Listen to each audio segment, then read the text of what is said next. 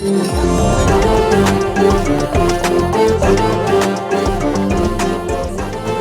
SHG Scratch-Free Tiles. No more scratch, no more tension. ரகங்கள் பலவிதம், ஒவ்வொன்றும் உலகத்தரம். அனுஜ் ஸ்டைல்ஸ். அதிகமான மாணவிகள் இங்கே வந்திருக்கின்றீர்கள். தமிழ்நாட்டிலே உயர்கல்வி படிக்கின்ற எண்ணிக்கையிலே இன்றைக்கு மாணவ மாணவிகளுடைய எண்ணிக்கை அதிகரித்திருக்கிறது என்கின்ற செய்தியை சொன்னார்கள். இன்றைக்கு அகில இந்திய ரீதியிலே எடுத்துக்கொண்டோமேயானால் 18 வயதிலே இருந்து 23 வயதுக்குள் உயர்கல்வி படிக்கின்றவர்களுடைய எண்ணிக்கை அகில இந்திய ரீதியிலே தமிழ்நாட்டிலே 52.1%. தமிழ்நாட்டில் இருக்கக்கூடியவர்களிலே 52.1% இன்றைக்கு 18லிருந்து 23 வயதிலே இருக்கக்கூடியவர்கள் உயர்கல்வி படித்துக் கொண்டிருக்கிறார்கள். நம்முடைய அகில இந்திய ஆவரேஜ், நம்ம அகில இந்தியாவினுடைய சராசரி என்று எடுத்துக்கொண்டோமையானால் 28%. 18 வயதிலிருந்து 23 வயதுக்குள் உயர்கல்வி படிப்பவர்களுடைய எண்ணிக்கை அகில இந்திய அளவிலே 28%. ஆனால் தமிழ்நாட்டிலே 52%. 2030க்குள் 50% எட்ட வேண்டும் என்பது ஒன்றிய அரசினுடைய இலக்கு. 2030க்குள் 80% தாண்ட வேண்டும் என்பது தமிழ்நாடு அரசினுடைய இலக்கு, தலைவர் தளபதியினுடைய இலக்கு. எனவே இன்றைக்கு இந்தியாவிலே கேரளாவை காட்டிலும் இன்றைக்கு உயர்கல்வி படிக்கின்றவர்களுடைய எண்ணிக்கையை அதிகரித்திருக்கிற மாநிலமாக, முதன்மையான மாநிலமாக நம்முடைய தமிழ் மாநிலத்தை உருவாக்கி இருக்கிற தலைவர் நம்முடைய தலைவர் தளபதி அவர்கள். அதற்கு காரணம் அவர் கல்விக்கு கொடுக்க வந்திருக்க முக்கியத்துவம்.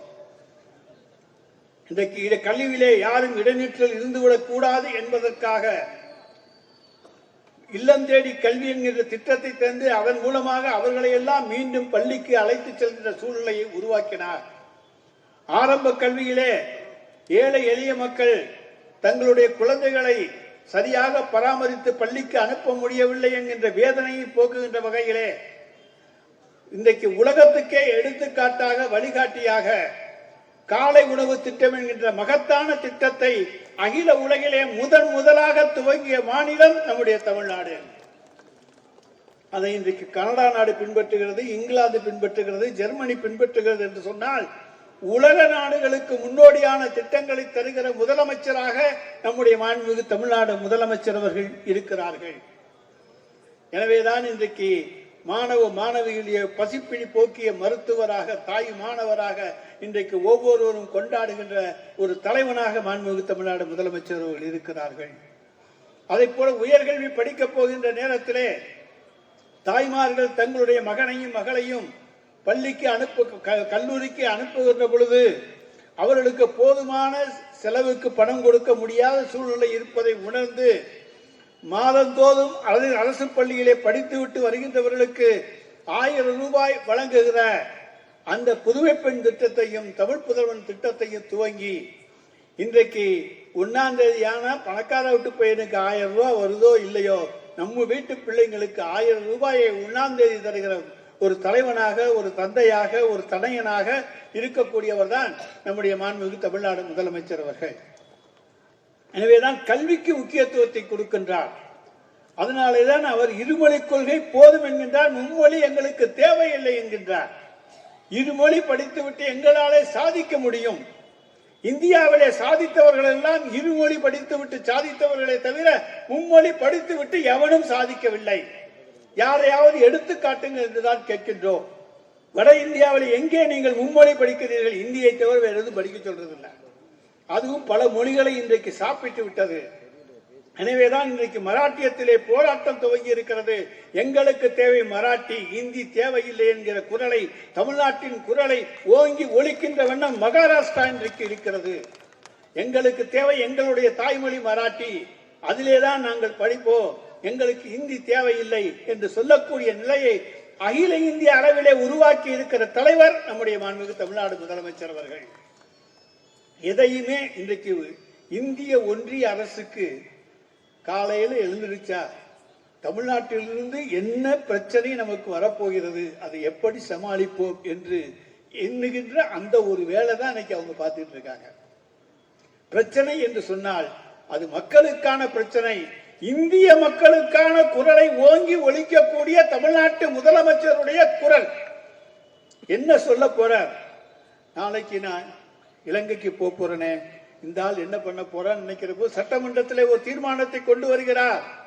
இலங்கைக்கு செல்லுகிற பிரதமர் அவர்களே, நீங்கள் அங்கே இலங்கை அரசு உங்களோடு இன்றைக்கு நட்புறவில் இருக்கிறது, கச்சத்தீவை மீட்டு தாருங்கள், எங்களுடைய மீனவர்கள் எல்லாம் சிறையிலே வாடுகிறார்கள், அவர்களை விடுவிக்க சொல்லுங்கள், அவர்களுடைய படகுகளை மீட்டு தாருங்கள், வலைகளை மீட்டு தாருங்கள், ஆழ்கடலிலே மீன்பிடிக்க அனுமதி பெற்று தாருங்கள் என்கின்ற கோரிக்கைகளை முன்வைத்து ஒரு தீர்மானத்தை நிறைவேற்றி இலங்கைக்கு இந்திய பிரதமர் போவதற்கு முன்னாலேயே தமிழ்நாட்டினுடைய குரல் அங்கே சென்று விடுகிறது. வக்ஃப் சட்ட திருத்த மசோதா பாராளுமன்றத்திலே கொண்டு வரப்பட இருக்கின்றது. உடனடியாக தமிழ்நாடு சட்டமன்றத்திலே வக்ஃப் சட்ட திருத்த மசோதா என்பது இந்தியாவிலே இருக்கக்கூடிய இஸ்லாமிய மக்களை முழுக்க முழுக்க பாதிக்கக்கூடிய ஒரு சட்டம். ஒரு திருத்த சட்டத்தில் முக்கியமான 44 திருத்தங்கள் என்று சொல்லி 100க்கும் மேற்பட்ட திருத்தங்களை உள்ளடக்கி ஒரு சட்டத்தை கொண்டு வந்தால் அது திருத்த சட்டமா? எனவேதான் முன்னே நம்முடைய மாண்புமிகு தமிழ்நாடு முதலமைச்சர் முந்திக் கொண்டு வக்ஃப் சட்ட திருத்த மசோதாவை நிறைவேற்றாதீர்கள் பாராளுமன்றத்திலே என்று தமிழ்நாட்டினுடைய சட்டமன்றத்தின் மூலமாக குரல் கொடுத்தார். அதுதான் அவங்களுக்கு எல்லாம் பயம். எதுவா இருந்தாலும் இந்த ஆள் உடனடியா இந்தியாவே கூப்பிட்டுறானே. இன்றைக்கு இந்தியாவில் இருக்கக்கூடிய முதலமைச்சர்கள் எல்லாம் தமிழ்நாடு முதலமைச்சர் என்ன சொல்லுகிறார் என்று கேட்கக்கூடிய அளவுக்கு எல்லா மாநிலங்களுக்கும் வழிகாட்டி மாநிலமாக முதலமைச்சராக நம்முடைய முதலமைச்சர் இருக்கின்றார். இடஒதுக்கீட்டு பிரச்சனை வருகிறது. அதுவும் நாடாளுமன்றத்திலே நம்முடைய இடங்கள் குறைக்கப்படக்கூடாது, தொகுதி மறுவரை என்கின்ற பெயரிலே தமிழ்நாட்டினுடைய இடங்கள் போய்விடக்கூடாது, மக்கள் தொகையினுடைய அடிப்படையிலே தொகுதி கணக்கெடுக்க கூடாது, இதே தொகுதி நீடிக்க வேண்டும், தொகுதி மறுவரை செய்யப்படட்டும், தொகுதி எல்லைகள் மாற்றி அமைக்கப்படட்டும், ஜாதிவாரி கணக்கெடுப்பு நடத்தப்படட்டும், ஆனால் எண்ணிக்கை என்பது இதுதான் இருக்க வேண்டும் என்று சொல்லி அனைத்து மாநில முதலமைச்சர்களுக்கும் கடிதம் எழுதி ஒத்த கருத்துடைய முதலமைச்சர்களை எல்லாம் சென்னைக்கு அழைத்து ஒத்த கருத்துடைய கட்சிகளை அழைத்து அதன் மூலமாக ஒரு கூட்டத்தையும் கூட்டி இந்திய அரசுக்கு ஒரு எச்சரிக்கை விடுத்த ஒரு முதலமைச்சர் நம்முடைய முதலமைச்சர். இதெல்லாம் இன்னைக்கு இந்தியாவில் நடக்குதுன்னா தமிழ்நாட்டில் தான். தமிழ்நாட்டு முதலமைச்சர் என்ன சொல்ல போகிறார் என்று டெல்லி தினம் தினம் இன்றைக்கு எண்ணக்கூடிய அளவுக்கு டெல்லிக்கு தினசரி பதில் கொடுக்கக்கூடியவராக, டெல்லி எடுத்து வைக்கக்கூடிய நடவடிக்கைகள் தவறு தவறு தவறு என்று சுட்டிக்காட்டுகின்ற முதலமைச்சராக நம்முடைய முதலமைச்சர் இருக்கின்றார். அதுதான் நமக்கு கிடைத்திருக்கிற பெருமை. எனவே இந்து மொழி கொள்கை போதும், மும்மொழி கொள்கை வேண்டாம் என்று சொல்லுகிறோம் என்று சொன்னால் அந்த பிரச்சனை இன்றைக்கல்ல, பல ஆண்டு காலமாக இருக்கிறது. 1946ஆம் ஆண்டு அரசியல் நிர்ணய சபையிலேயே இந்த பிரச்சனை வந்தது. அங்கே இருந்த இந்தி வெறியர் ஒருவர் இந்தி தான் இந்தியாவினுடைய ஆட்சி மொழியாக வர வேண்டும், இந்தி பேச வேண்டும் என்கிற சொல்லி சொன்ன பொழுது அங்கே டி கிருஷ்ணமாச்சாரி இருந்தார், ராஜாஜி இருந்தார், தமிழ்நாட்டு தலைவர்கள் இருந்தார்கள்.